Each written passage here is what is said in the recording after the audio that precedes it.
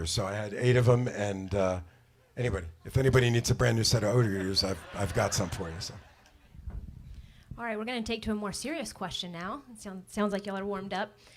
During the row, did you ever feel like it was impossible to finish? What was that moment like, and how did you get through it? There was nothing that ever felt like that row was impossible. We knew. You know, what everybody doesn't remember, everybody says, oh, wow, you had this 50-day row. I'd like to remind everybody it's not a 50-day row. It was a 928-day row. We started back in October 1st, 2019. Please, nobody do the math, but it's somewhere close there. And every day that we stepped out, whether it would be on land, whether it was fundraising, whether it was developing the message, the narrative, or training, there was not a day that it wasn't, that we didn't think it was impossible. I mean, we sat at a table with absolutely the 4 of us and said we're going to row across an ocean and we're going to drive awareness and make an impact in veteran suicide. And the only thing that was probably the biggest surprise to us, and it answers the latter part of that question about keep us going beyond the mission. Well, you're all sitting here. Yeah. The 2 things that we probably were not prepared for as a team was, 1, going to so many different towns and cities and running into so many families that was impacted by veteran suicide. We were not prepared for that. I don't think we'll ever be prepared for that. And then 2, really is, the ocean might have reshaped us, our resolve, and physically and mentally as men, but this community.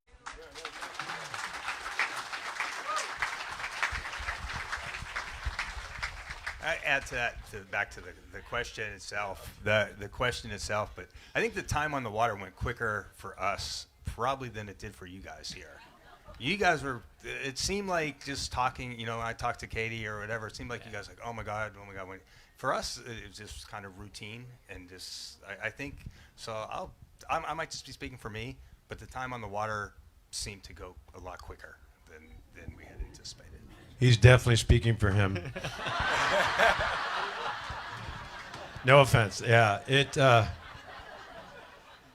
did go faster than I thought, but I got stuck in the mindset of wanting to get home, and I mentally beat myself up because I just wanted to get back here. And it should have just been, I just want to finish. But either way, the hardest day of counting was when we got on the para anchor and went backwards. And we lost 16 hours, which is about a day. And it wasn't that bad. I got to snuggle with Paul for 7 hours, That was kind of fun. That was also sexy. He's like, hey, Hup, are you holding my forearm? It's like, yes, whoa. Yes, Paul. I'm touching your forearm because we can't not touch. Paul's like, okay, it's kind of comfy. I go, all right, we're going butt to butt. Sorry, we're going butt to butt. I hope that's your odor eaters. I got 8 of them. Yeah, but the hardest part of being there was not being here. One, to each and every one of you as well, I love you and I missed you so much. You the most. I missed this place so much.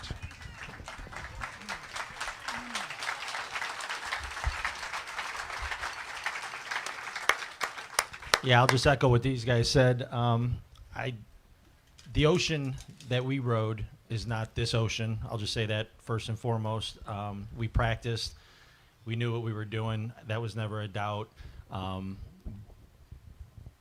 Even saying that, there was never a doubt on the water. So let me preface with that. But it was definitely a different ocean. I know it was a lot more fun, and I'm kind of a sicko. So, a 30-foot swell to me is like a roller coaster. So there was a lot of giggles and wheeze. So I'm twisted that way, which is probably why I did this in the first place. But no, the answer was, for me, just to wrap up, is there was never a doubt. But the one thing that definitely helped was I had a kind of a regiment that every day at 10 o'clock back here, I called Starla and the kids, and that was kind of like my go-to to keep me grounded. And some days it made it worse because obviously that meant I wasn't there.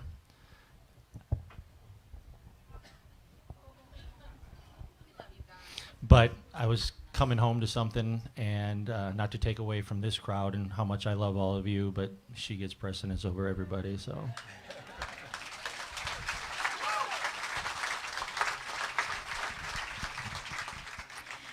All right, next question. How did y'all entertain yourselves? What are some of the things? Okay. All right, next question. Paul, you said there would be no hard questions, that you would answer next question. anything. You said you'd answer anything. You said this. I'm going to make a confession. Cameron and I spent a lot of time on the oars together. It's just the way it worked out. And we found that we had this verbal banter back and forth that almost became podcast quality, where we were just tearing up anything and everything we could make fun of, even ourselves. We thought, well, Mr. Saltzor was an accident. If I tell you truly that was, I didn't even mean to send that video off the boat. Mr. Saltzor, he's still there, Mr. Saltzor. And just so you know, Cameron's going to tattoo Mr. Saltzor on my finger. We're gonna put him there forever. But so that banter became just hysterical. And the weaker you got physically, the harder it was to laugh. Like your diaphragm just stopped working so much. And then it came, and this is a confession I probably shouldn't make, but I actually wet myself one time because Cam had me laughing so hard. I was like, it was uncontrollable. And I don't remember the subject, but I remember saying that we could get banned if it was on regular radio or something. Like we'd be like Joe Rogan in a heartbeat without it. So for Billy and I, well, I got to tell you, my heart goes out to Billy because Billy had an extra layer of mental toughness laid onto the row. Because believe it or not, everybody thinks I talk a lot. And no, seriously. And then when I'm on the boat, you can even ask Cam. He can validate it because he's always made a lot of comments of it. I am going to this zone, this zen, and it's not purposeful. It's just that's the way I am. There's something that just needs to be done. I get quiet and I don't say anything. So, but Billy did what I found very interesting because I actually like it now. I can think of when I'm in quiet moments. It was really, really a good way to get somebody going. So he would do what him and Katie do when they went on long trips. They would just purposely ask each other questions. And I really got to tell you, and on a serious side about it, it really is very, very helpful because he would say like real arbitrary things like, tell me about one uncle that you think was really the most influential or eccentric in your life, and we would go from there. And then there were times where Billy, we'd ask like, hey, throw your iPod on, and we would play a lot of music during the shift. But then also we made an observation that when the music's on, we don't talk to each other. So there were times where Billy and I, all of a sudden, were like, at the very end, and he's like, oh, hey, play some music, because we chatted the whole time. So it was not only keeping each other entertained, but I think, a few of us came off the boat just even learning a little bit more about each other. So if you're on a long trip with your other half, whoever it may be, try it. So Billy's got some on his mom's side. He's got some pretty neat relatives, man. I was trying to see if any of them were single. No offense, Ruth. I was like, I'm just kidding, Ruth. I'm just kidding. Easy over there, John Jr. What was the coolest marine life that you saw? Whale. Yeah, definitely a whale. A big whale. A whale. A whale Yeah, cruised by. actually It was a helped fin whale, just to be specific. Yeah, we saw it helping our row, and then we looked to our starboard side, and there was a big old whale that was just gliding past the boat. It was pretty cool. That was the biggest. And the size of the porpoises are way bigger too, out there. The porpoises are way bigger. Yeah. I'll interpret for you in the Navy Thanks, speak. thanks. Yeah. Yeah, I said the best thing we saw was a whale. The best wildlife we saw was a fin whale that swam past the boat when we were rowing. Yeah, and other than that, there's a lot of nothing. By the way, there's really you'd go 10 days without seeing anything. So we kind of got sold a bill of goods on the whole Talisker whiskey thing. You're going to see all this wildlife and all these cool things because we're like, where is it all? So, but I think All right. about, Go ahead, Kim. I was going to say about 10 days before we landed, I think Paul went in the water. I had been sleeping and woke up to about 20 mahi and tuna, and they were the brightest blue, yellow with these streaks. And unfortunately, I wasn't ever brave enough to go in and lower myself on the food chain. So I stayed out of the water. But Paul went in all the time, and I got great footage of him doing it. You didn't even need to go in the water. You could see it was so clear. You could see 30, 40 feet deep, and these things were just monstrous. And other than that, I would say Paul was probably the most amazing marine thing I saw out there. Oh, wow. Wait a minute. That was sexy, too. I didn't realize that. I will probably never eat yellowfin tuna again because they were just absolutely beautiful. And I was surprised by their blue and purple, like Cam said, with neon green stripes and yellow tails. I mean, I love me some sushi, so I'm going to have to navigate that. But they were absolutely beautiful. We saw a sea turtle the size of a picnic table. I mean, it was just monstrously huge. We saw the whale. Cam saw a shark some ways out. And then I saw a marlin and or billfish coming in on a wave headed for the tuna that were right next to the boat. And I just closed my eyes because I didn't want to see the marlin strike go through the boat, which thankfully the tuna went away from the boat. But you could see him in the wave with those two eyes because predator fish have forward-looking eyes. And that sail was up and he was just coming straight down the wave and did not hit us, thankfully. Yeah, well, Paul would have kicked that marlin's ass. Because he's Paul. flying fish. You forgot about flying fish. All night long, every night that the deck lights are on. And if you've never been smacked in the face by a flying fish that's about as big as a beer can, it's not fun. And the smell, it smells like sardines as soon as it hits. It's just a splatter of stink.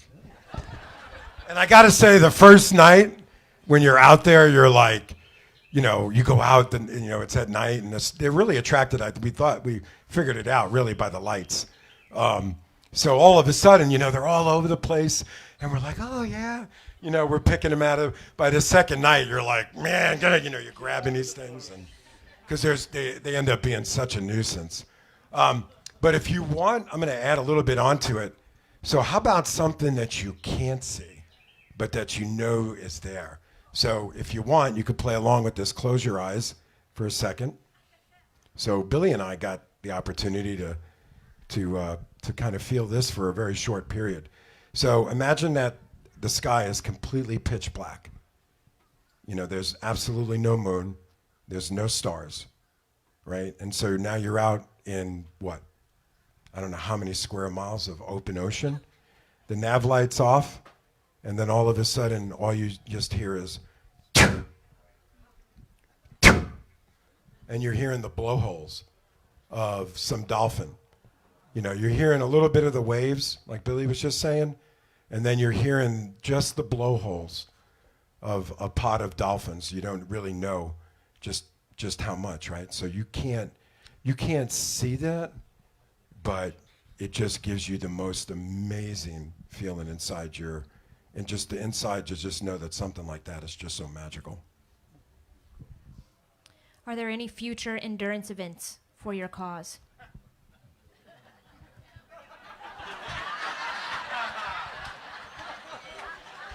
Next question. Can the wives close their ears?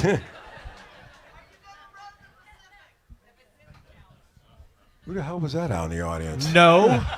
For myself, hell no. No.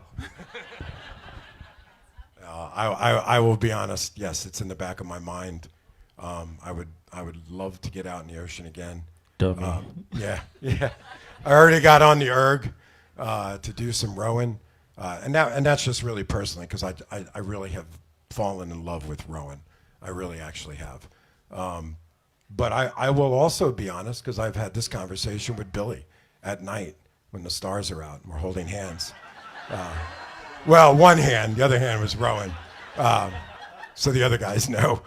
Yeah, I mean, there's things about that rowing that were really a lot different. For me, I'm an ocean guy. I love being out in the ocean, but I have found out that I love being in it, than so much time on top of it. So I would have to assess that. But yes, I would like to. Yeah, the last couple of days I ran into a couple of people and they asked me, so in all seriousness, if somebody said, hey, I'll give you $1 million to do it again and it can go to veteran suicide, I'd be in the boat in a minute. But that aside, I think it's too soon. I would still say no. But if I could go back in time knowing what I know now, I would absolutely do it again for the first time. But I have no ambition to ever do it again. I've said that I'm not even going near the boat ride at Disney. I came home Tuesday morning and gave my erg away on Tuesday afternoon. Scott Sherman has it at his house. Oh, nice. Get on it, Scott.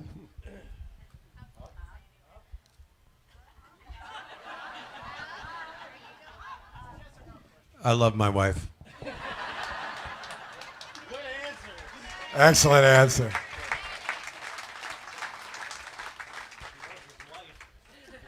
How has recovery been? What have you been eating? What have you been doing? How are your bodies feeling? Oreos. I'm looking for another endorsement, by the way. No, I weighed out. Yeah, Cam, how much weight did you lose? I'm sorry. So Let's do that. Let's 39 get pounds. I weighed out at 223. I weighed in at 184 as of this morning. I'm back up to 195. So that. Fat ass. God bless sugar and real food. And yeah, that's it for me.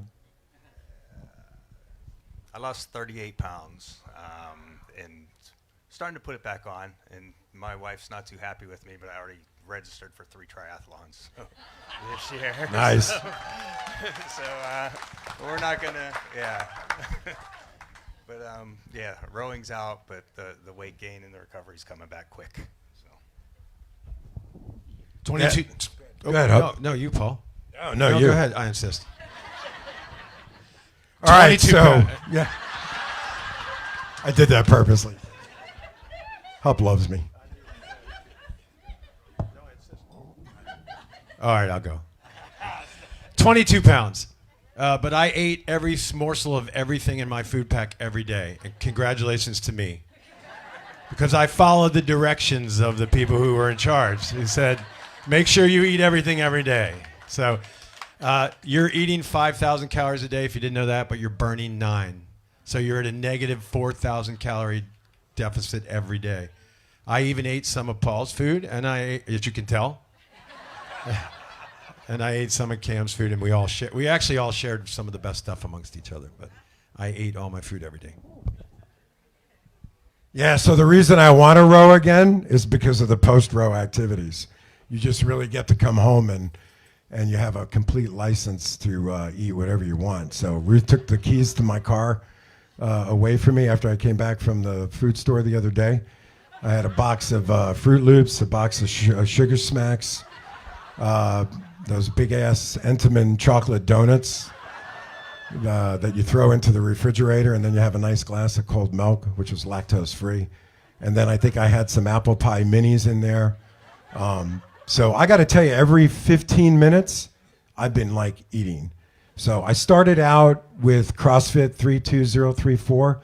Big, huge thanks. Not sure if Joe or Leanne or anybody from there is in the audience, but they were a tremendous help for us when they picked us up and sponsored us unconditionally to get us in not a race condition, but to get us in a condition that we would feel very proud of in crossing the ocean, and they were very successful. So for me, for a 59-year-old dude, I do feel like a machine on that. So, but yes, I want to eat everything and anything. I know when I came home from the airport, Coastal Pizza kept the restaurant open. I had a big ass pot of pasta with bolognese, and then I came home and our neighbors left 2 trays of lasagna in there, and Ruth was wondering how I was eating everything. So, but it's, whatever you want to feed me, I'm good. The one thing I would like to mention is physically is that even that calorie deficit or that negative deficit starts to eat your own body mass. So I am Bavarian. I don't know if we were like hop pickers or what that means, but I had these calf muscles that were pretty sizable, just like my father, and they're gone. So the row ate my calf muscles, it ate my thigh muscles, and it ate my pectoral muscles. So I don't know if I'll get those back, or I'm just going to be like David Bowie for the rest of my life. I'm not sure. At least you had calves to lose. I had nothing, and I still lost them. Yeah, so it really did physically eat some of the protein off of your own body. So one last thing on that, when we hit the Antigua, I was like, ooh, real food, and we all talked about it. I think it was the biggest part of our conversations when we were out there is like, what's the first thing you're going to eat? Where are you going to go? What are you going to have for breakfast, lunch, and dinner? Blah, blah, blah. So when I got to Antigua, and I was hanging out with everybody because there was a large number of people there from the island here, there was never a missed meal. And I took that to the extreme one day, and if you eat too much, you get just as sick, if not sicker, than if you don't eat. So your body goes into shock because you've been eating all this dehydrated food and nothing but water, and now it kind of looks at real food like poison. And I found that out the hard way. So, but once I was over that, since I've been back here to our island, it's been whatever the heck I want. So that's been helpful. With the blessing of the wife, for the first time ever, I don't have to hear about I'm eating bad things. How do you plan to continue to raise awareness for the cause?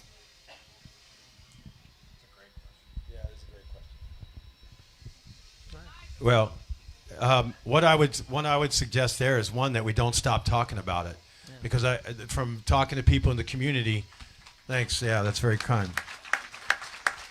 It's okay to have these difficult conversations about mental health, and it's okay to have these conversations about being broken and not being perfect and not being an alpha when you come out of the service, whether alpha male or alpha female.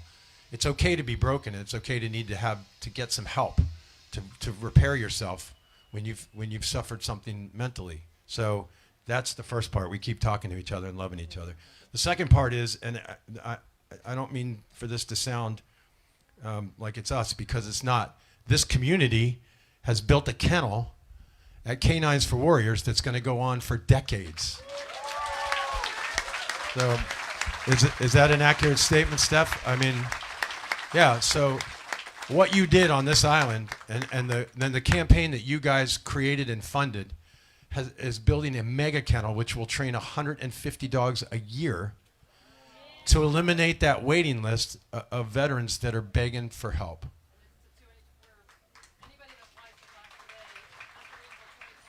Yeah, so so the kennel will reduce that wait list, and I think that's the testament of what everybody here has done. So thank you for that. We're just 4 knuckleheads rowing a boat. But what this island did is unlike anything I've ever seen.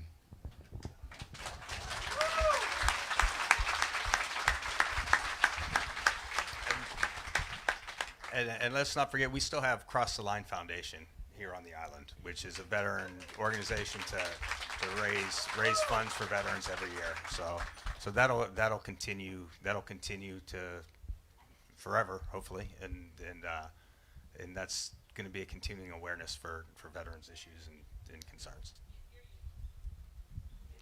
I said Cross the Line Foundation here on the island is still viable and still an ongoing organization that's going to continue to raise awareness for veterans' needs and veterans' issues. So that's something that the island can hold is continue to give to Cross the Line and participate in Cross the Line events and things like that.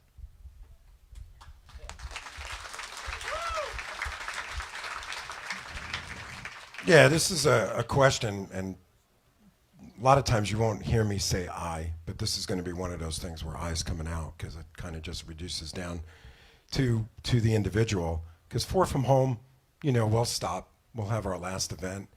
It will have served what it was supposed to serve, and it served in the utmost, I think, fashion that an event could probably ever, along with the community, because really you guys were the catalyst for that. So, but what I've learned out of it from an individual, and again, when I had the phrase about that, it's reshaped our hearts.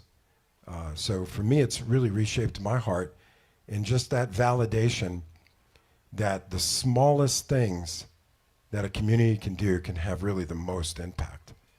And so really it's just about continuing not only the message, but just doing the small things. Instead of taking something for yourself, give it to a veteran. And it could be just as much as I think Billy captured in one of his statements, buying a tank of gas for somebody.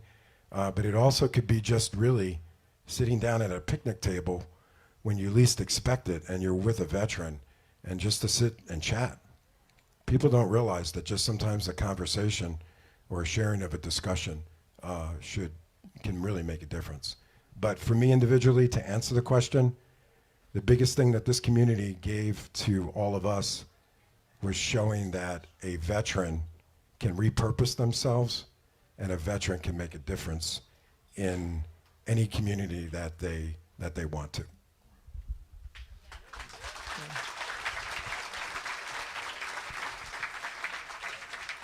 Yeah, at the risk of sounding egotistical, but I hope it doesn't come off that way, if echo on what Paul said is, if 4 of us can make something like this happen, imagine what each one of you can do now that you know what we know.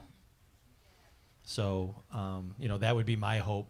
And I've always said, and Paul started with this earlier, is, forget the name of the team, forget our names, but just always remember the why we did it.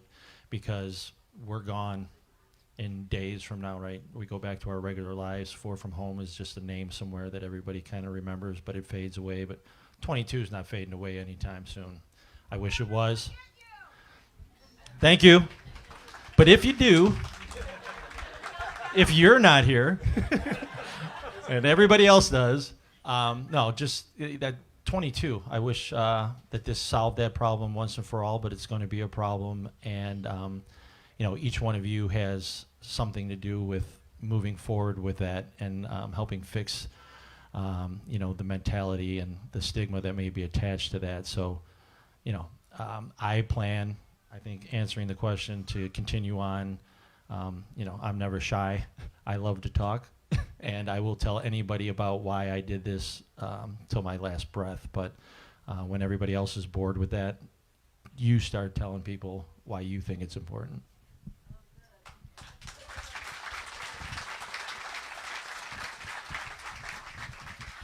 During the row, what were some of the scariest moments or any fears that you ended up facing?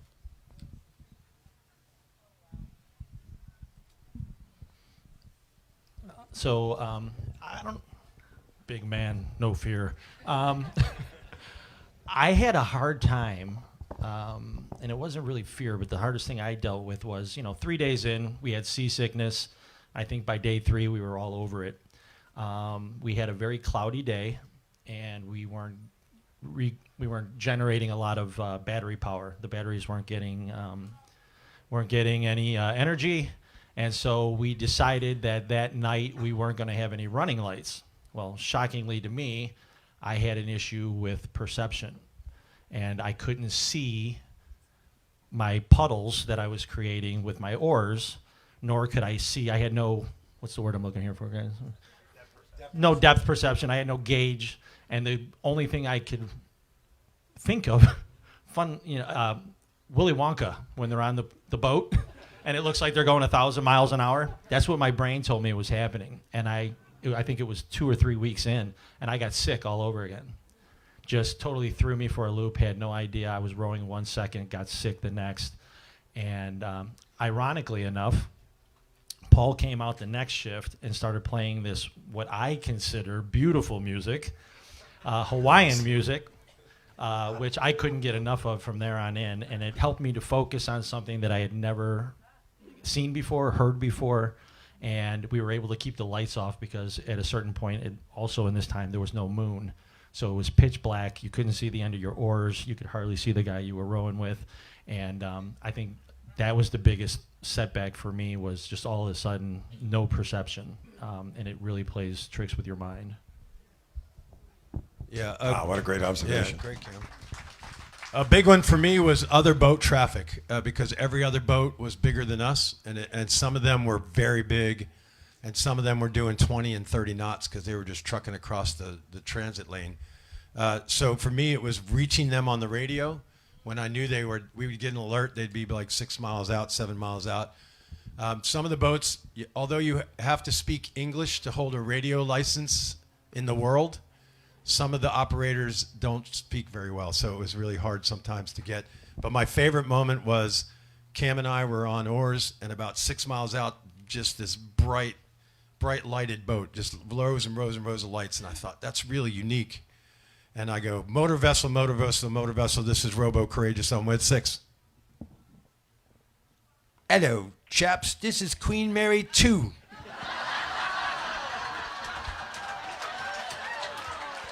Yeah, Nigel's friends. It was absolutely just the greatest radio moment ever. And I'm like, hello, Queen Mary 2, this is Rowboat Courageous. He says, we see you on AIS. We're going to stay well clear of you. Good luck, chaps. We know what you're doing.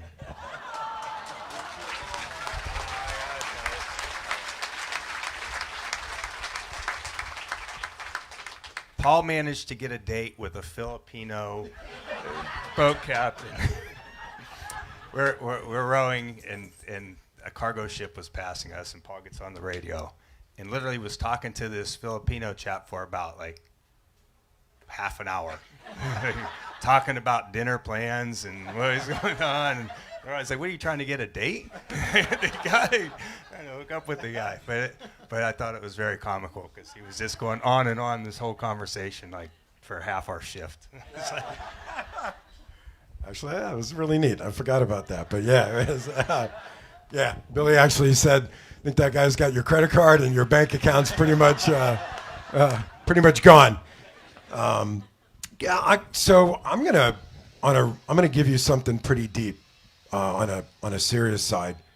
Probably my biggest fear, and I think it parallels with veteran suicide and what we do to each other in society. And please don't take this the wrong way. Just take this as a very good observation. So for me, as like one of the project managers for this, you know, and ordering the boat, shipping the boat, and doing all those kind of things. And then these three gentlemen here bestowed the honor to me, and I mean that sincerely, the honor, on being the skipper of the boat. I'm going to use the word expectations. Because in society, we levy these expectations on ourselves, and if we don't get there at times, that's what brings us to dark moments, I think, in our lives. Because that's the biggest thing that I got out of this row, is just stay grounded, stay humble, and you are going to fail. And it's okay to fail. What's not okay is to quit. What's not okay is to stop. And so the four of us, along with the community, never stopped. Think about that. All along the way, when we hit COVID, we couldn't fundraise. We had to stop fundraising. It kind of separated us a little bit as a community. We got severed with businesses. The list could go on. So for me, as a project manager and as a skipper, my biggest fear never lied in the ocean on facing any 30-foot wave or anything like that. I was like Cam. I got a lot of joy out of that. But it was about failing a community was my biggest concern. When we were sitting there in La Gomera, I can remember this like it was yesterday. I received an email, and the first thing that I do when I open up that email, the email kind of is to this effect. It says, your boat is held in customs, and we need a check for $93,000 to pay for the cost. So I get an email like that, my heart totally sinks, because I'm thinking to myself, wow, we've got a really huge, significant problem. You know, we're not going to get a boat. And can you imagine being over in La Gomera, not having an ocean rowboat, you know you got a community, you know, that's looking at you. So on a serious note, those were my fears. My fear was to, you know, to sometimes to not make it, to disappoint a community. But on a positive side of that, you all made that not possible for us. So you need to know that also, because the times that we didn't make it out of an inlet, the times that we didn't make it to a destination that we said that we were going to go to, there was not one of you that never greeted us with about that there's a tomorrow. That there's a tomorrow to train.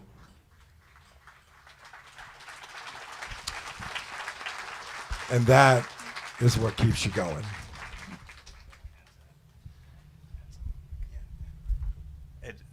The true test is what people, if you didn't hear the story or realize, we got our boat 3 days before the start of the race. Like, actually, about 2 days. We got it it was the night, Thursday night, the race was starting on Sunday. So we really, really had to kick it into high gear to get our boat ready to go. All the other teams were already at the start line, ready to go, and we were just getting our boat. So I think even all the training that we went through and the whole 2.5 years, that was a moment when we really pulled it together, and we had to, like, look, we got 2 days to get our act together and get on the water. So I'll put it in my best Chicago terms. We got shook down for like $90-some thousand. And that's how I saw it from where I was sitting. To be clear, we didn't pay it. Right, To absolutely. be clear, we no. did not pay those Spanish people. Yeah, sorry. We showed them. But it was kind of funny because Paul was handling it, obviously, as our skipper. And, you know, from where I was sitting, it was none of my business, even as a team member, because, you know, too many voices get things mixed up. So, but we would get our nightly briefings occasionally and be like, okay, how bad is it today? And it was just kind of funny sitting back looking at it now that $90-some thousand went to $20-some thousand to, I think it went down to $4,000. It's like, just give us something, we'll let your boat go. And it was like, no, you know, keep the damn thing. We'll do something else. But the great part about that story is all the other rowers, there were a number of other military teams there as well, and a number of them approached us and said, listen, man, we've got this plan. We're going to storm this place. True story. True story. And we're going to go in at night, and we're going to take out anybody that we have to. Not, you know, fatally or anything. Tie them up. Tie them up. Yeah, and we're going to stealth mode this boat back here, and we'll do whatever it takes to help you. And then when our boat finally got back, we had these daily briefings through Talisker and Atlantic Campaigns, and they would announce that our boat was coming, and you could just see the excitement from the other teams, that how happy they were for us. And not just us, there was Row for Hope and Owens Rowing. They were in the same boat. Yeah. Sorry. And yeah, but it was the camaraderie from these people that we've never met, but because we were doing something that they got and we got for them as well, you're instant family, and there's an instant connection, and I dare I say an instant love for each other, because you all know what you've done to get there, and you all know somewhat what you're about to go through together, and they had our back. So for that, I can never thank them enough, and the way they just kept us lifted up, it was amazing. Yeah, absolutely. I'm going to, if I can jump on that for a moment too, because, I don't want to, you know, put Paul on the spot, but I'm going to put Paul on the spot. There's one skipper, and skipper makes hard decisions all the time. That sub-story of not having the boat presented two possibilities. We could have been a bunch of jerks and just racked them out, you know, been ugly about it, or we could have handled that situation with grace and humility. And I commend Paul for setting the tone that it was only going to be grace and humility and patience and fortitude quietly, while the government worked that situation out, and we would quietly stand by as a team. And we went out and helped every other boat pack their load, because we learned how to pack a load. We went out and helped other teams that had errands to run. We went out and did all things.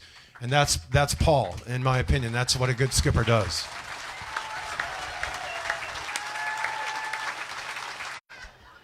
And thanks for my brothers. I thank you. And again, it was the resounding resemblance of a community. Thanks, Hub. Thanks, Billy and Cam. The boat right now is in Antigua. She's going to hopefully be on the manifest this week. We'll find out if she makes it on the ship cycle. First, she was in the hands of Raynock, and then it goes to a customs receiver. We've learned a lot about customs, so remember what I said before, veterans can do anything, so the four of us do have a customs broker organization in the development right now, so if anybody needs our services, all donations will be going to Canary for Warriors. Except to Spain. We don't ship to Spain. Yeah, we don't anymore. ship to Spain. So the boat is, she's in Antigua. She will get shipped back here. We will strip her down. We'll take her decals down and clean her up, and all of us will do epoxy work on her, get her in good shape, and we'll find another, either she'll do another crossing, or she'll do a lease crossing, or we will sell her. So there's a bunch of options. The one thing that we've always learned is never to kind of put anything into a cup until it's really ready to be put in a cup or a box and sealed up. So we'll see what happens there. So we've had a couple of inquiries, on her. We actually almost thought we had her sold to a team out in Tampa.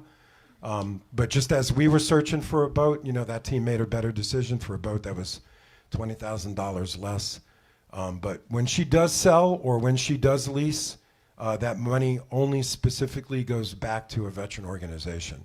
Just as we have always been good stewards, we will continue to be good stewards in her. So whether it's leased or sold, her money goes back to a veteran organization.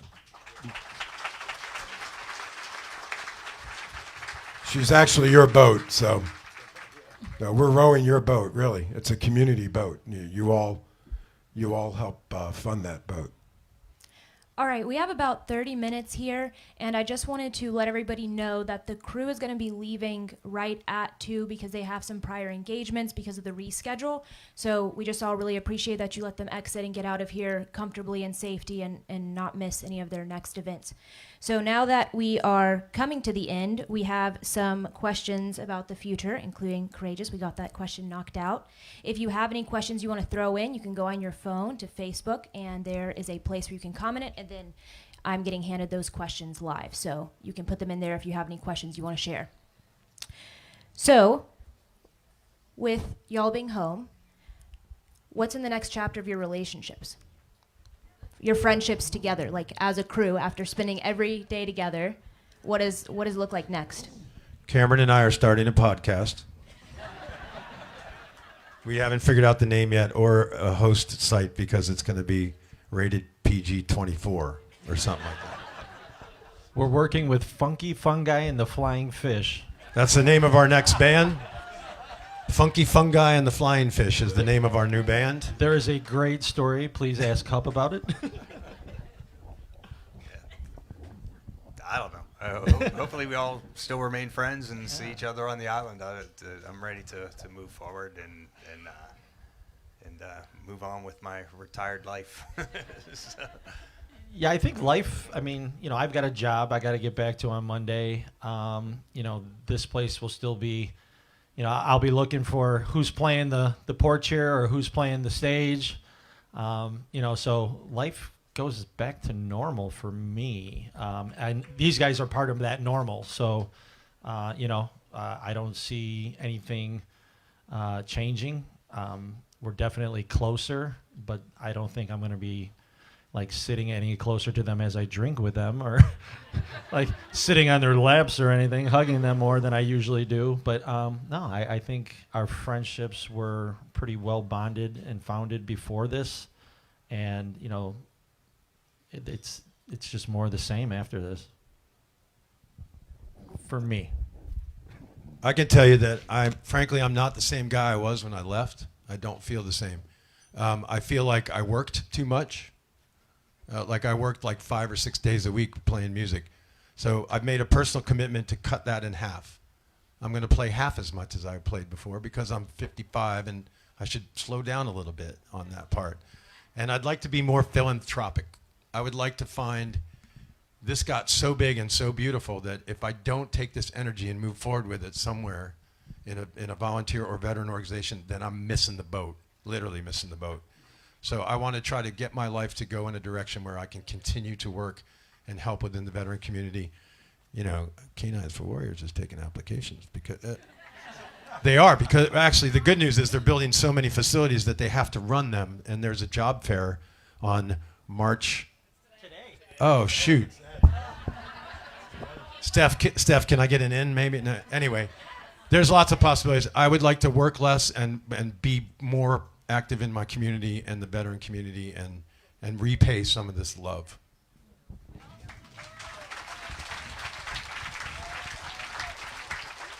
Yeah, that's beautiful. For me, the same thing. You can't go into an event like this and then come out of it without any changes. I mean, I really honestly think I'm still kind of the same humble guy, but I feel like I'm a little bit more on the Red Bull thing as far as giving back. I really want to. I'm retired, so I'm definitely gonna spend more time in that. I can't wait to get back on my Meals on Wheels on my Wednesdays and go bug all the people that I drop the meals off to. I'm really looking forward to that. I would love to give back, which I know I'm going to do. Some things Ruth needs to hear that I'm going to say I'm going to do. We have the Thompson house to work on. So, and actually when I was on the row, I was actually looking forward to that because I love woodworking. So I'm going to get back into that. But the biggest thing is I am going to try to find is I want to have some kind of organization that I truly enjoy that's going to be connected with both veterans and the ocean. And I just recently found a group. They're called Force Blue, where they're all veterans and they rebuild reefs. So if you all don't know, the four of us, along with this community, was selected as sea ambassadors. I'm not really sure if everybody knows that. Yeah. If you don't know that, that was really a bestowed honor on this team. There were only 3 teams out of the 36 teams that they selected, and you all need to know this, that it just wasn't the 4 of us that made that possible. It was you as an entire community that also made that possible. Your engagement in our campaign, your engagement in us as individuals, and plus in our mission. So that also yielded, believe it or not, because we wrote our essay, we didn't want to get away from our veteran cause. So our essay that we wrote was about how do we connect ocean conservation with the veteran community, and we do it in a very simple way, is that veterans use the ocean to strengthen their wellness. There's a lot of groups, if you don't realize that use surfing, use kayaking, use swimming, use scuba diving, many ways that ocean can increase your mental wellness and your mental strength. So if I had to do any one thing, it would be really to go back and work with a veteran organization that's connected with the ocean, and I hope that happens somewhere. All right, we're going to ask some individual questions. Hup, how did the row compare to a submarine deployment? Oh, it was way better than submarines. First off, you can see the sun every day. Oh gosh, I don't know how to answer that one. Submarine deployments were fun too. Any submariners in the crowd? Did you have fun? Okay, see, there you go. This was way more beautiful. The crew was better. The food was terrible on this row. I got to be honest, the food was bad. But yeah, there's no comparison. This was just such a beautiful journey, just amazing. Submarines are just fascinating. Is that fair? I don't know where that one came from, but That works. thanks. Okay. Billy, how often did y'all reapply sunscreen? Oh, Cameron. Wow. I'm olive skin. So I think at the beginning of the row, maybe a little bit, but not that often. It rubbeth the Yeah. lotion upon its skin. I didn't use a lot of sunscreen. All right, you're going to get a follow-up question then. How did you deal with seasickness? I can honestly say I'm the only one on this stage that did not throw up. I did get seasick. The first 3 days, all of us were seasick and nauseous. But I ate Dramamine. I started a Dramamine regimen probably like 4 days before we got on the boat, and I kept that going, just eating Dramamine for about 4 days until it went away. I said I dealt with the seasickness. I said I did not puke. I was seasick nauseous for about 3 days. All of us were. The first 3 days, we all got a little bit seasick. I started a Dramamine regimen about 4 days prior to getting on the boat, where I was eating Dramamine every day, and continued that until about day 5. And then it just kind of, your body just kind of normalizes itself out after the third or fourth day. But the first 3 days on the boat, I think I could speak for all of us, was pretty miserable. Every one of us was feeling pretty sick, and you just sucked it up and went through it. Well, not to be contrary, but we all had our own journey. Billy was on a different shift at the time, I think, with Paul. Cam and I, right, rode together at the beginning. I had a mental trainer in Don Grant, and Don created audios for me that were called Motion Wellness, not anti-seasickness, but literally Motion Wellness. And by day 2, I was actually eating all my meals. So I would put the audio in when I went to sleep. I'd wake up, and I think I was a day or 2 ahead of the guys on the taking in food power curve. So I thank Dawn for that. It was really powerful. I used her other audios for the rest of the journey to get to sleep. If Dawn's here, she's probably not here. She's working. But if she speaks to me, I start falling asleep right away. Paul, there's a request for more details about the dehydrated meals. What the hell kind of question is that?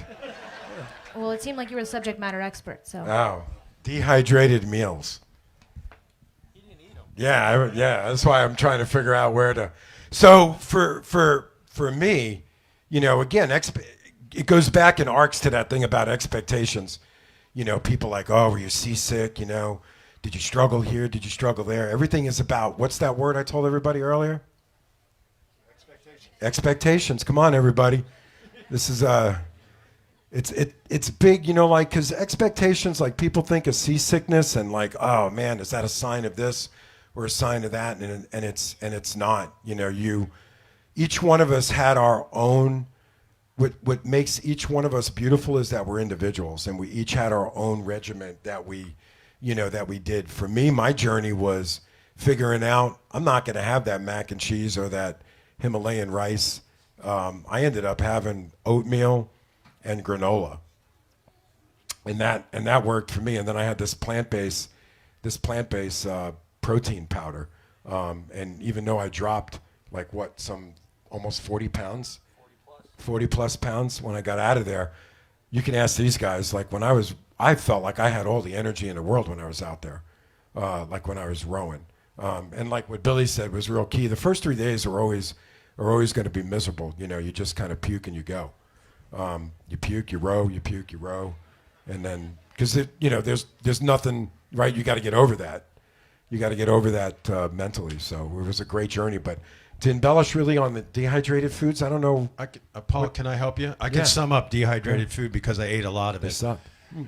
The pasta and the sauce, whatever flavor you pick, it's the same thing. They just changed the flavor, right? It would be mac and cheese, and the next day it was, pasta and lasagna, or pasta tomato, right? And then pasta primavera, then pasta with spinach, then pasta with chicken and spinach, then pasta with... But it was the same meal, but they just changed the flavor pack that went in the. So it was noodles plus. Kind of, yeah. It was just a pasta plus, and then my favorite meal ended up being the sweet potatoes and chicken and rice, which I didn't have, but Cameron and Paul gave me theirs because they didn't like it, right? I think, and I gave Cam my strawberry granola breakfast because it was 800 calories a day. Boom, right in. So yeah, it was really neat how we were all switching. Yeah. Especially towards the end. Every ones that we didn't use, and what was really neat about that? If there's anybody out in the audience that was in the military, whether it be the Army, Navy, Air Force, Marines, if you remember when you did your field trips, you would always do exchange things. I remember when I was in the Marines and I was out in the field. If nobody liked their gorilla cookies, I would say, hey, I'll give you my fruit cup for your gorilla cookies, and it was really kind of neat because it brought back memories of that, because that's what we were doing on the boat. I got corn nuts from Billy and Hup and Cam, Billy at the end. So I was getting low on granola and gave me some of his granola. So it was really neat.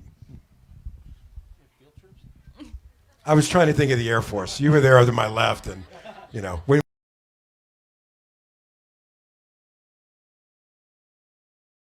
We had tea times.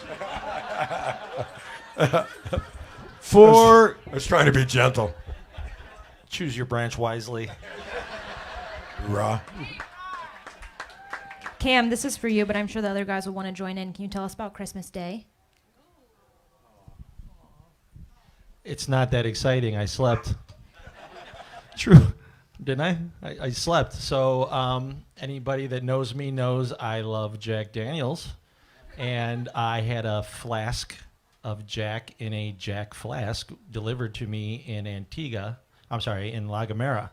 And the plan was to celebrate Christmas and also New Year's with the boys. And Christmas Day came, and we talked about it. We would, I think, at like 12:01, the morning of, we all said Merry Christmas to each other.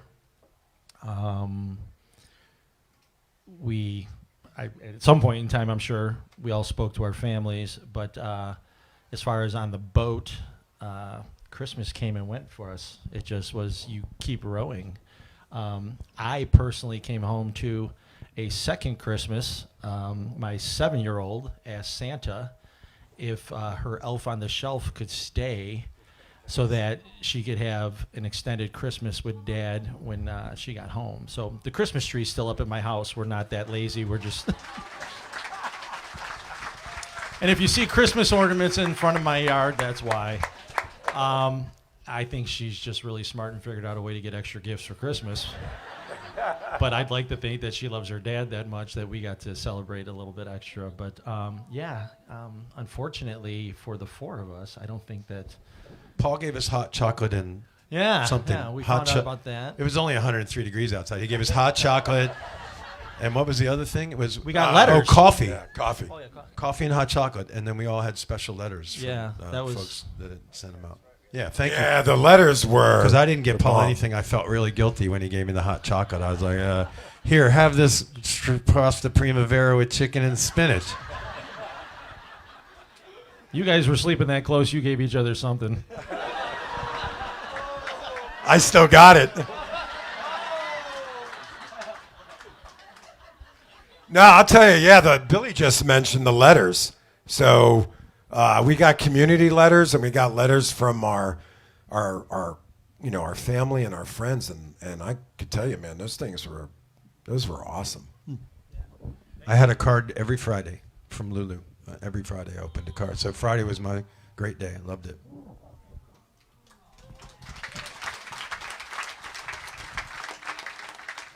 You gotta love the cards too that said, open when you need it. That was, it was like, man, we needed a card for every day. So I'm only kidding. But yeah, those were neat. Like open it the last week, open it on Christmas, open it on New Year's, open it when you need it. Oh, hoorah, hoorah. Yeah, I'm sorry, I didn't really hear that, but I'll give an hoorah. 4 flags. Oh, oh, yeah. So, yeah, Christmas kind of come and went. And New Year's too. New Year's was like, hey, happy 20, let's row. No New Year's resolutions? To never row across the ocean again. I think I'm the only one up here. I'm starting to feel isolated, people. What was it like when y'all came off of Courageous? What were those first few moments like? Wobbly. You pull in and it's concrete like this, like bricks with a little strip of wood. And so I hit the wood. If you watch the video, I smacked the wood and I thought, oh, it's a dock. Yeah. And then we stepped over and everything kept moving. But it was actually terra firma. It was earth. But everything kept moving. That's why they're trying to grab you to keep you from falling over. It's crazy. And then I stumbled around Antigua for 3 days like a drunk without drinking. So to preface, back in Spain, they actually tell you there's going to be things you go through, and then they say you'll actually smell when you get close to land. And I'd forgotten that. And within the last day, we all started noticing this kind of different from the ocean smell. It wasn't a bad smell, it was just different. And because we had all smelled the flying fish and everything else out there. And, but yeah, it was kind of weird. And then I think it was Billy who was kind of facing where we were rowing, and I think he was the first one to notice. He's like called out that there was land, and it was like hours after we had all smelled something different, and two and two getting put together. It was like, that's what we smell is land. So you could smell it before you ever saw it. So that was the first step to getting to the finish. And then when you could do that, I remember when I got off shift and I actually got to turn around and see the island, and I saw a tree.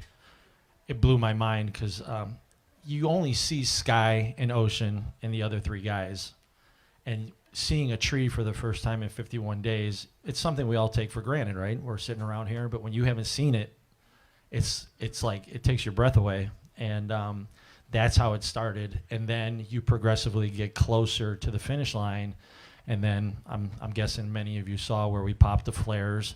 Well, before the flares start, you actually start hearing people. And then you start recognizing their voices. And you hear your wives, you hear your friends. We had a large contingency that was waiting for us there, and that was totally surreal because you've been literally alone with each other. And to hear all those people, cowbells, air horns, just hollering, and again, the voices that you hear are familiar to you, and that's where it starts. And it kind of takes over, like, is this really happening? And then when you finally get to the dock, I remember the first thing I said was, who the hell puts 4 guys or however many people that are arriving at the time on a floating dock? And then I saw the grass and bricks and thought, oh, this isn't floating.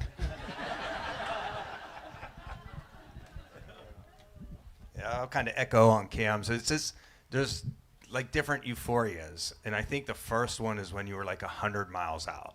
And you're like, okay, we know we're 100 miles out. And they keep telling you before it, don't look for land because you're not going to see it until you're, about like 17, 15 miles out. Although, even though at 100, you still start looking, like constantly. You're constantly looking. I'm waiting to see land. And when you first see land, that's the first euphoria. It's like, oh, God. It's like a sight of something that we can get to, even though it's still about a day away, and you keep rowing. And then when you see the rescue, like the Talisker Whisky boat that was out there, and they come out to greet you, that's a whole nother sense of feeling. That's when you start kind of crying a little bit, and you start kind of just, oh man, now it's real, and now we're home. And then when you step off the dock and see all the people that were there waiting for us. That was just an unbelievable feeling of I don't know what you wanted to yell when you stepped out. I wanted to yell freedom, like Braveheart. But yeah, it's just an unbelievable feeling that you'll never forget. Just seeing all the people that were just there waiting for you, but that whole experience, that whole drawdown from probably the last 24-hour period. It just sits in there, and it was Hup that saw land first, and I remember him yelling "land ho" or something like that. Thank you, Billy, for backing that up. Air Force guy, Cam.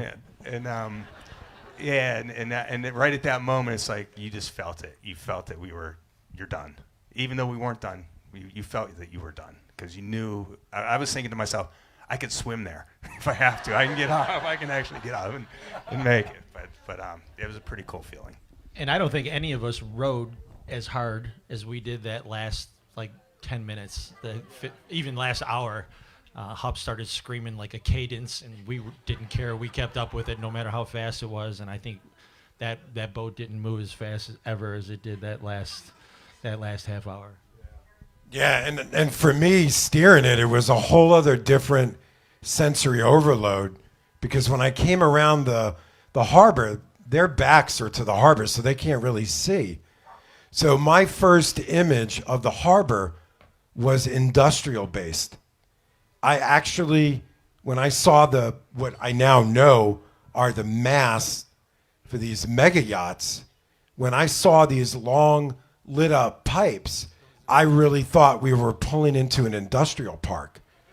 And I was like, because I had this image of, tropical Antigua, I'm going to have a pina colada and all, in this beautiful blue harbor. And then all I see is just these lights and these tall things, which to me were smokestacks. And I said, what the hell? Are we coming into an industrial park? And then trying to pick up the buoy mockers, to make sure that we're staying in the channel, even though they were guiding us. Still, everything had to be unsupported. And they were really just trying to help a little bit because you're coming in sleep deprived and so forth. But that was my first image, was an industrial park. Hearing, and I will tell you how exhilarating it is, because I guaranteed if I shut the lights off here and we were here at night and I would hear your beautiful voices, it was the same thing that we heard with our wives and all the folks that came from Amelia Island. When they were up on the cliff, we're just hearing each one of their individual voices along with this industrial park, so we were kind of like, and then all of a sudden that just kind of phased in that these are all owners of boats and they're strangers who are also cheering us on with our, with Lou and Ruth and just everybody, Starla that was there, Katie and everybody that was there on the island. It was really actually a very magnificent way to be greeted. I'll tell you, we saw the turtle. We saw the video within minutes of stepping on land, and it absolutely brought me to tears. Yeah, we don't want incredible what you guys did here. You have to understand too, from our context, we never realized that was happening, which is a really beautiful thing, right? Because we couldn't, in context, when we were rowing, our wives were saying, "Wow, this thing is developing on the island, and you're just not going to believe it." And we kind of absorbed that a little bit, but we never really could do it until you sit down, and now all of a sudden you're watching this video from the Green Turtle, just like you all are right now, and please know that it brought us to our knees. So thinking about that, y'all are now local celebrities to a certain extent. We had a question come in asking that. What is next for each of you? You've mentioned going back to normal life, but it may not look normal anymore. Are there any books in the works? I know we have a podcast planned. So what's ahead for y'all? So I did the math, and as I mentioned earlier, I have a job, I think, hopefully still waiting for me. Commissioner Martin, am I right out there? I appreciate that. Good response. I had an event in my life happen in November that I had to leave and go back to Chicago for 3 days, and when I came back, I had close to 500 emails. So by my count, I have 11,000 emails waiting for me at work. So that's going to keep me occupied for quite some time. I think a big part of me answered that. I've got two individuals here I'm going to put on the spot, and hopefully they won't mind, but the small things are going to be the things that make me the most happiest to do now, because I am retired, and to give back to other people is essential to me.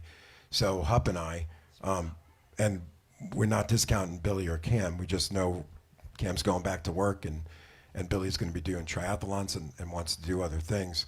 But and this also goes to the question about courageous.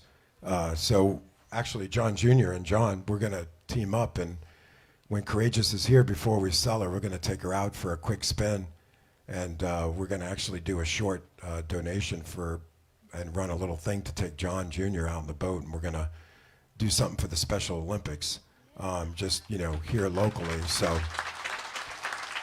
if you're looking for an answer and what I'm going to do after the row, I can tell you right now, you can scratch the word celebrity.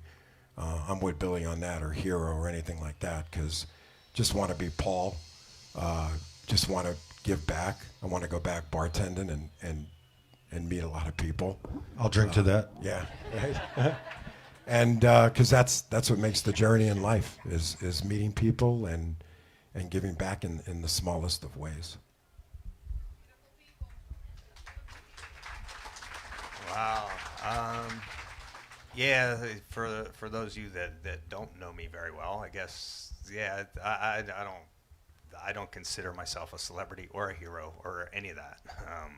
To be honest with you, I'm just a dude that rowed across the ocean. I wanted to do this just to check the box, and I think that box is checked. And I would just like to, we can continue with Cross the Line, the Cross the Line Foundation, and that's a way to give back. And if Pastor Charlie's out there, plan on doing some work with the church and Habitat and doing some stuff like that.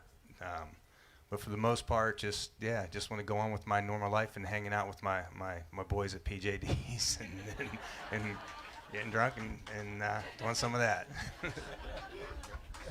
Yeah, one thing I want to absolutely make sure I do is, because I know we're on a schedule, is I want to either say hi, shake your hand, or hug each and every one of you before you leave here today. Please. I mean that sincerely. I want to say hi to everybody. I know we're stuck here, but my wife's looking at me like I'm absolutely crazy, but she already knew I was absolutely crazy because I volunteered to do this. So, but that's my wrap up on that part. I want to individually say hi to everybody. I don't know if that's possible, but we'll try that. Yeah, no, I can tell you right now it's possible because they were talking about letting us go out the back and shuffle, and that's not happening. You all came out here today to listen to, our story, our journey. I'm going to reverse something really quick, if you don't mind. And if You're Cat not minds, the I know skipper anymore. Yeah, well, I am now. I just anointed myself the skipper, so I'm going to look at one person in the audience, and I already got my eye on him. He's Awkward. yeah. He's looking a little bit dapper, sir. Right there I know I'm going to say the blue shirt. Way to pinpoint it, Bo. On the ping pong table. Yeah, there's There you go. Al, that's Al. See, he knew who he was. That's Al Sanders. Yeah. Al Sanders. Al Sanders. Some people call him the Would Colonel. you stand up if you don't mind, sir? You're betting 1,000, Bo. No, he wasn't. He was leaning his sexy hiney on the ping pong table. I'm not that blind. So, Al, I'm going to ask you a question. So, what did the FOAR from Home team and mission mean to you? Ooh.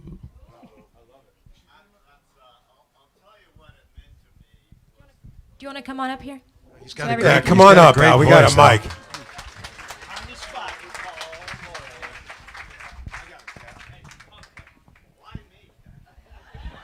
Because I'm looking at you and I'm like, wow, look at that handsome dude out there, man. So it was arbitrary. This is what happens at arbitrary moments. All right, next on the mic is my man, Al. Come on, Al, tell that. Well, I tell you, it's just awesome, number one, to even be associated with these four guys and our community. I was here with probably most of the other crowd here when you were arriving, and when that was just, my heart. I don't know. I didn't know I could love an event so much and respect the four of you, because I was worried to death because you guys, you're 59. Just a little younger than me, a year. All right, Al, sit down. Sit the frick down. You shouldn't Just have given kidding. me the mic. No, but Just kidding, I'll Al. tell you, it was so great to tell other people that didn't know about this event. I was just down in Lauderdale on a golf trip and telling 12 of my buddies down there that knew nothing about this, and I showed them the videos, and it was like unbelievable. So you just don't know how much, and it's all heartfelt, right? I mean, we're here because we love you guys. We love what you did. We love what this event stands for. And it's just, I'm just so proud of all of you and being part of this island.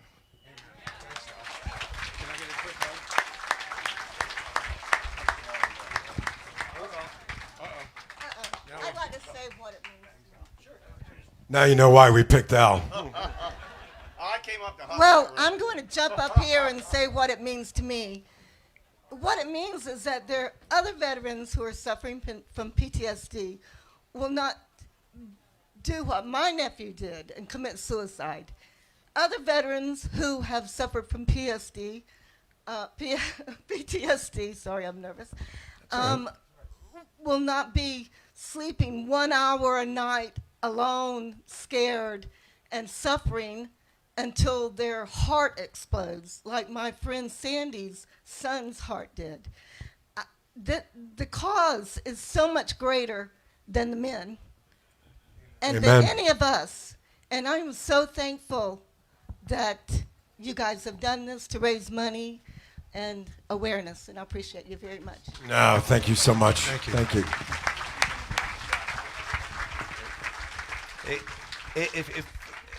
And I know I'm just throwing this out there arbitrarily, but I see somebody in the audience that I really want to give a shout out to, and Bobby Sala, who's standing back there with his wife Lisa. And there was a moment on New Year's Day, I believe it was, and if people don't know me, I'm a type 1 diabetic, and we were on New Year's Day, and my receiver got completely soaked and stopped working. And I was like, shit, I don't have a freaking receiver. I don't have anything to read my blood sugar. So I frantically called Katie, who just happened to be with somebody who had Bobby's number. And I called Bobby on New Year's Day at midnight.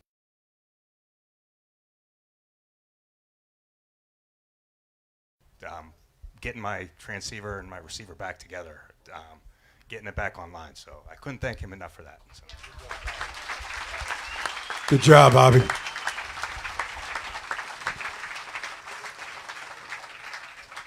Hey, so I'm getting the sense we're coming up to the end.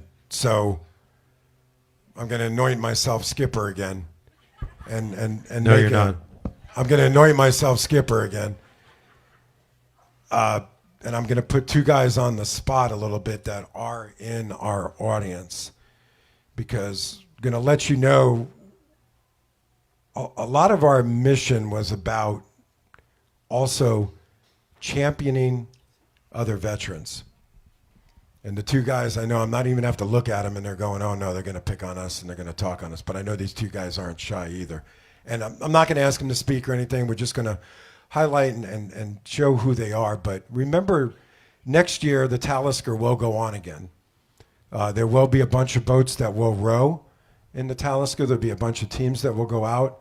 What the Talisker Whisky Atlantic Challenge offers, along with their folks that run it at Atlantic Campaigns, which do a fabulous job, it really is a premier event that allows communities from all over the world, whether it's for Alzheimer's, whether it's for cleaner oceans, veteran suicide, PTSD, whatever the issue may be.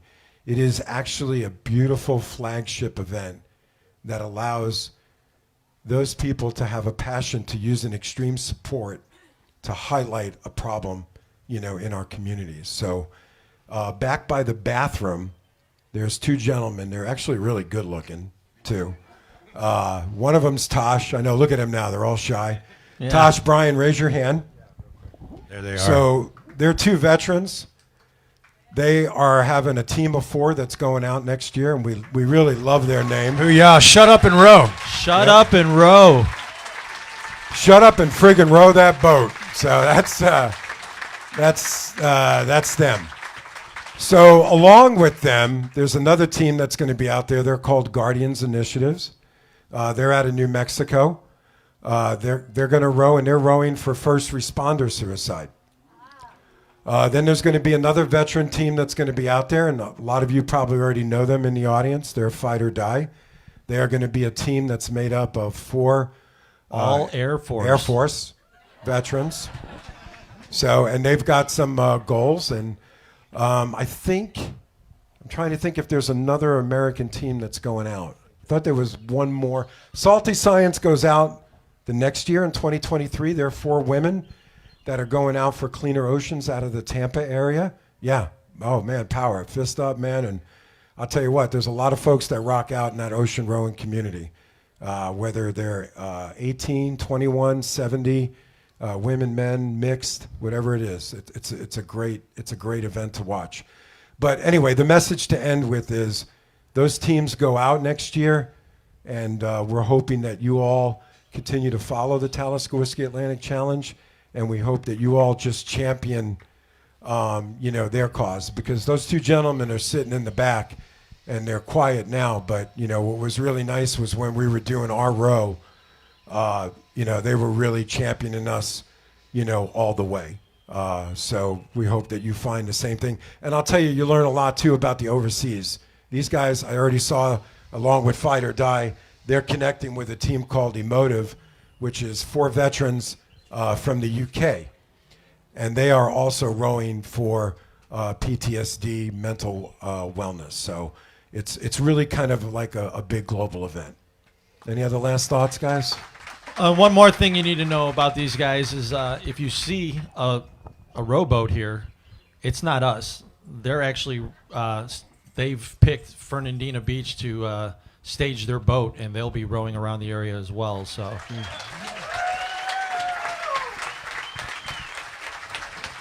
this week I'm going to be out on my outrigger canoe eating a 24-foot meatball sub while I'm watching these guys work. So, and that's going to be a pleasure. That's good. Ken is going to close us out, and after that we're going to take a few official pictures, so please give it a few moments before you come up onto the stage. Thank you. Hey, thanks again. I would like to present each of them with a commemorative coin from the branch of the military and from our community to each one of these guys from FOAR from Home. So we'll start with Cam, please. Congratulations, buddy. Thank you. Paul, congratulations, man. Hey, buddy. Thanks. Thank you. Billy. Congratulations, Billy. Hup, my Navy man. Congratulations, Hup.